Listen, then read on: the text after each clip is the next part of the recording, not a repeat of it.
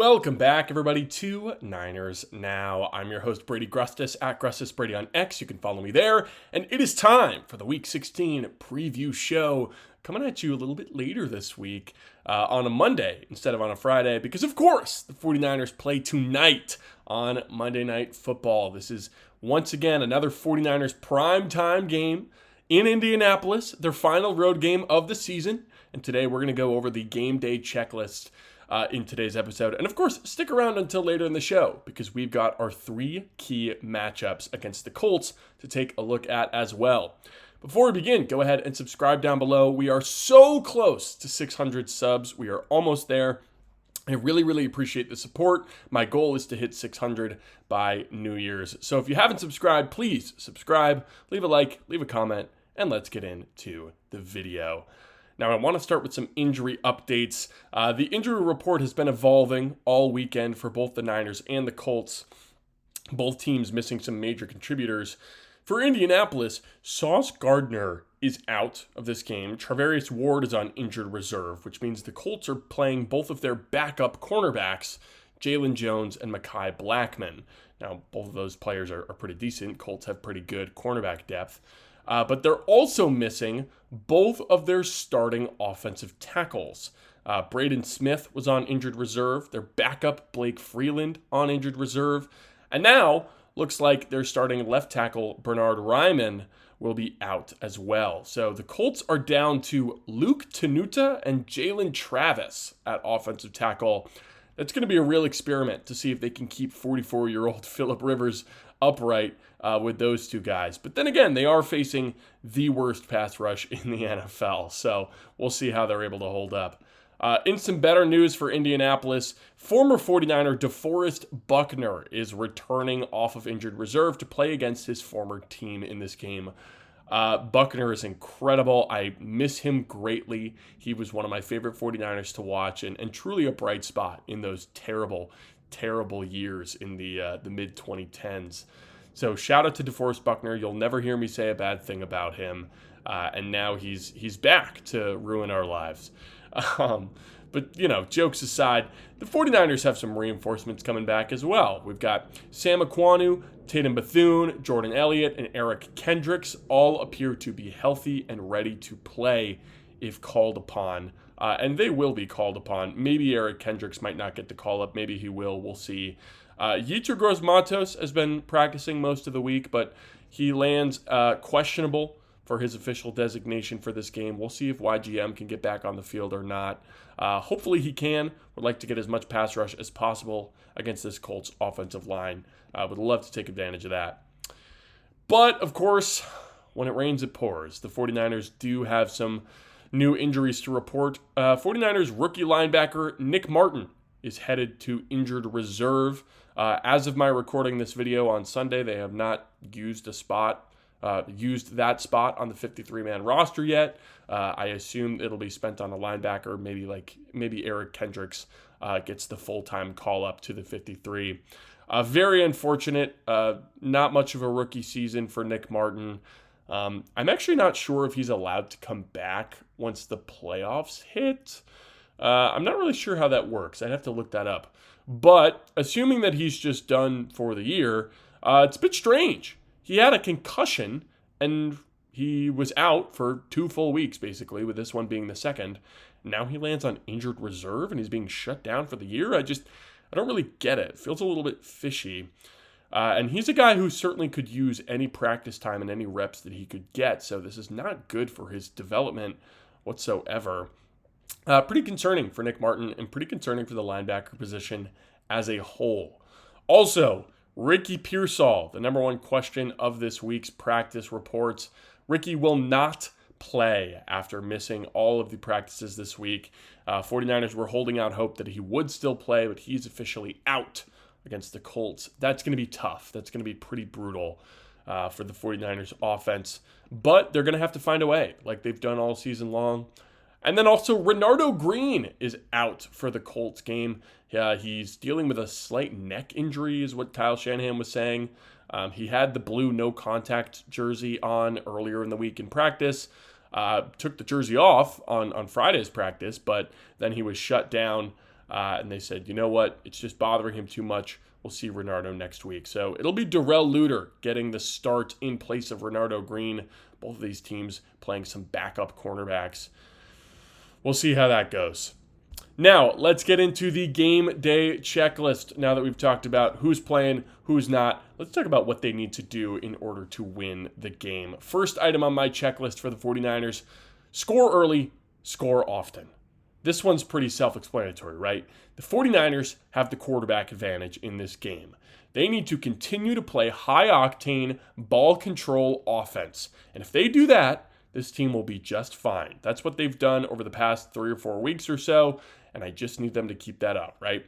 The Colts love to play man coverage. You could see Brock Purdy on the move quite a bit in this one. If everyone's, if every defender's got a man, that leaves nobody on Brock, right? So maybe you'll see him scramble a bit. Maybe he moves the pocket. We'll see if Brock can use his legs. He looked great against the Titans using his legs.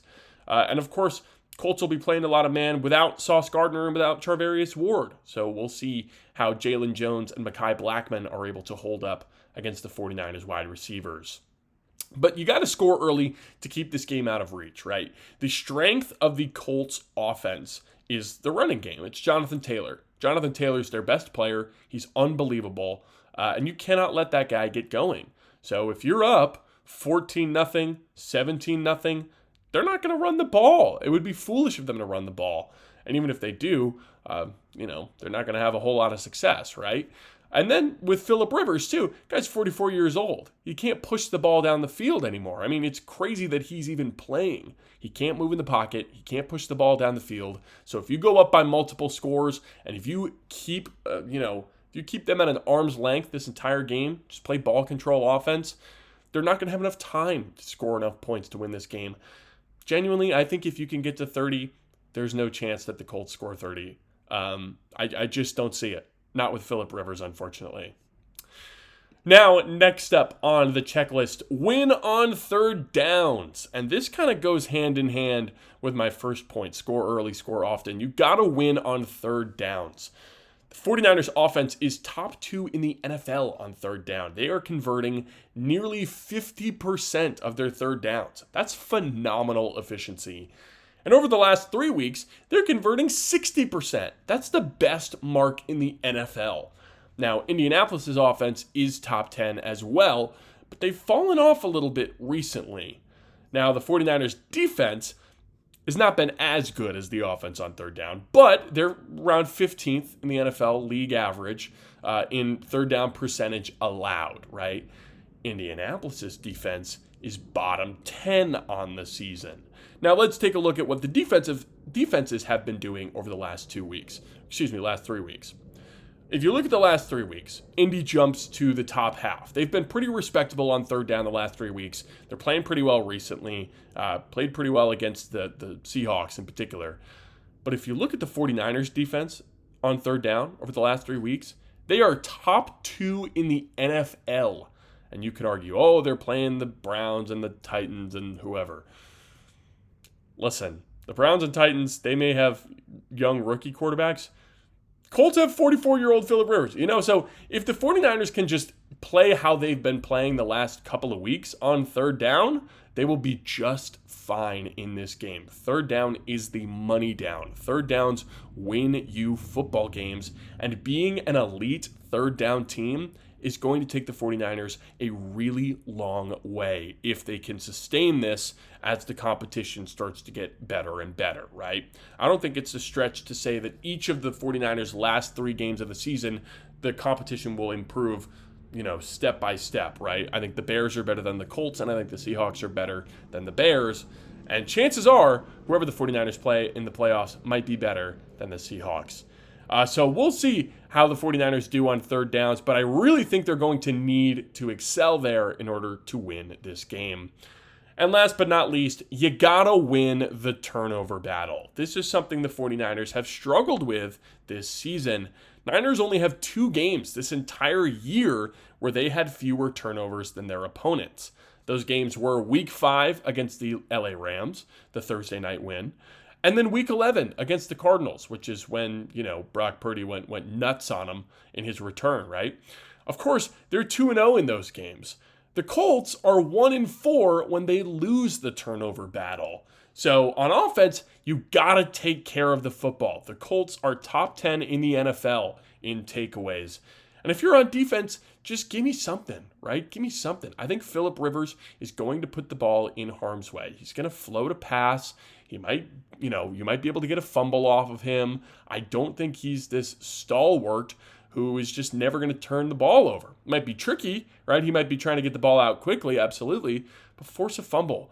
Be opportunistic. Take advantage of turnovers when they are presented to you. They did not do that against the Tennessee Titans. Luckily, it didn't matter much because the offense was playing phenomenally, but you've got to take advantage of those opportunities against the Colts and going forward. So that's the game day checklist. Score early, score often. That's number one. You got to win on third downs, and you got to win the turnover battle. So what do you think the 49ers need to do to win this game tonight? Let me know down below in the comments section. As we get into now the three key matchups in this game, who do I think the 49ers are really going to be highlighting on that Indianapolis Colts depth chart? Who do I think the 49ers should really take advantage of in this game? Well, first, I think the 49ers need to shut down Tyler Warren. And this matchup is going to be D. Winters versus Tyler Warren. That's my first matchup to take a look at. Warren lines up all over the place, right? He lines up in the backfield, out wide, inline at tight end, wildcat quarterback sometimes. He is all over the place. He is a matchup weapon for them. D. Winters is the best cover linebacker on the team, right? You got to shut down Rivers' safety blanket. You got to shut down Warren, make him a non-factor in this game. And he's been struggling the last couple of weeks, so I think this is certainly doable. The Colts only scored 16 points in Rivers' first game last week against Seattle. Their leading receiver last week, Amir Abdullah, former 49er. Shout out Amir Abdullah. But you got to replicate that, right? You can't let guys like Tyler Warren or Michael Pittman or Alec Pierce go off. You've got to keep this passing game contained. You've got to keep it to checkdowns. And you've got to, really shut down a guy like Tyler Warren. So D. Winters versus Tyler Warren, that's the number one matchup I'm keeping my eye on. Next, Colton McKivitz versus Laiatu Latu, right? We're talking trenches. The Colts are top 10 in the NFL in sacks this year, and Laiatu is their leading sack getter. He's got 6.5 on the season. Keeping Brock Purdy upright and not allowing any of these sacks is critical to keeping the offense rolling. And we've seen the 49ers be effective in limiting sacks in recent weeks, right? It was pretty good against the Titans, and of course only allowed 1 sack to Myles Garrett and the Browns. So Colton McKivitz really got to do your job against a pretty sweet edge rusher in Latu there. Got to make sure that Brock Purdy has those escape routes. Got to make sure he's got time in the pocket. This Colts defense, it's no joke, right? So you've got to give Brock Purdy time to process all this information. And speaking of the defense, my final matchup is Kyle Shanahan versus Lou Anarumo. This is a true coaching duel. Kyle Shanahan, obviously, in my opinion, one of, if not the best offensive minds in the entire NFL. And Lou Anarumo, he's up there for he's got to be top 10 at least defensive play callers in the NFL. All of his units are good. They are always well coached. They are always physical. Spent a lot of time with the Bengals, and now you see how that Bengals team looks without him, right? Anarumo, awesome defensive coordinator, should be a head coach, probably will be one day. I think Kyle needs a nasty game plan to deal with this Anarumo defense because the 49ers offense has the talent to genuinely dictate this entire game. I think the 49ers offense is good enough to take this game in the reins, take the reins, right, and just not let go. I think they can do that, but it's going to take some really good play calling against a really good defense in order to do so. So those are my 3 matchups for this week. We got D. Winters versus Tyler Warren, Colton McKivitz versus Laiatu Latu, and of course Kyle Shanahan versus Lou Anarumo. Are there any matchups that you think I forgot about? Anything that you are keeping an eye on this week? Maybe our pass rushers against the Colts backup tackles, like Jalen Travis versus Cleveland Ferrell or Keon White. Let me know down below in the comments. Speaking of the comments, it's time for the comments section. Of course, this is my favorite segment where I get to read some of your comments and give my thoughts. Thanks to everyone for leaving a comment. If you'd like to be featured in the comment section, all you got to do, leave a comment. I read every single one, even the ones that I do not mention in this video. But a special thanks to the 3 that I mentioned today. Let's start with Creative Co. Great game last night. Feel better. Thanks so much to everybody for the good wishes. I was really going through it last week. Had a bad case of the flu. I'm feeling mostly pretty better now. Going to be great heading into Christmas, heading into 2026. And yeah, that game was awesome. Of course, talking about the Thursday night Rams-Seahawks game, that game was phenomenal. Next comment from Dino. For Christmas, I'd love to see the Niners win out 13-4 and take the number 1 seed with the bye into the playoffs. Me too, man. It's insane that this is even still possible. I think we got to remember that. We've been talking so much about the 1 seed that it almost feels like we're expecting the 49ers to do so. Let me be clear. It would be unreal if the 49ers could pull this off. This is not something you should expect to happen. This is something that you hope and pray for, and it's insane that it's even still a possibility at this point. And, you know, the team is saying the right things. Kyle Shanahan and the players both echoing this sentiment of, like, you got to take it 1 week at a time. And it's true, because if you drop a single one of your last 3 games, 1 seed's out the window. You can forget about that. 49ers cannot lose a game if they want the 1 seed. That's, you know, it's not nothing. And the Colts and the Bears and the Seahawks, these are good teams. They're not pushovers, right? Last comment now from Val. What I want for Christmas is for Fred to be back. Oh, me and you both, Val. I've been watching those videos of him in the hyperbaric chamber and talking about his recovery, and it gets me fired up, man. I just can't describe how much more confidence I would have in this defense and in this team as a whole if Fred Warner was at Mike linebacker, because he is just such an outlier player. He is a total alien. His impact on this entire team is immeasurable, and they could really use him back. So, you know, chalk that up to another absolutely impossible scenario that technically, I guess, could still happen. Fred Warner returning for the playoffs. So that is all for today's episode. Who do you think gets the win tonight? 49ers or Colts? Do we see the return of 3 interception Monday Night Football Brock? Or do the 49ers extend their 4-game win streak and the Colts' 4-game losing streak? Make your predictions in the comments. I'm going to pick the 49ers in this one, but I do think it'll be quite close. I'm going to go 24-20. That's about how I'm feeling about this game. Let me know down below what you think. And of course, let me know if you enjoyed. Leave a comment, leave a like. Let me know if there's any topics that you'd like to see me cover. Thank you all for watching, and subscribe for 49ers videos 5 days a week. I'm Brady Grustas, at Grustas Brady on X. This has been Niners Now, and I'll see you next week.